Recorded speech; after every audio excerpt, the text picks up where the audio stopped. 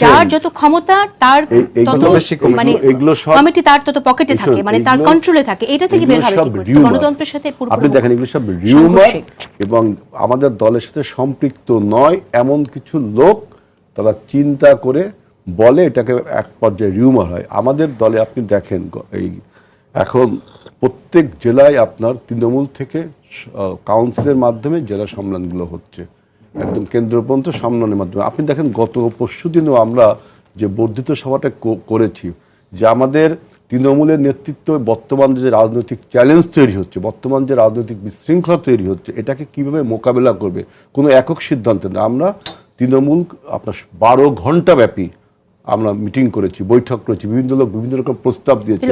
এইভাবে আমরা কতগুলো, তার মানে আমরা পলিসি মেকিংটা করছি কোনো পকেট কমিটি থেকে না, পলিসি মেকিংটা করছি আমরা আমাদের তৃণমূল থেকে টপ পর্যন্ত যে সমস্ত নেতৃবৃন্দ আছে তাদের আলোচনা।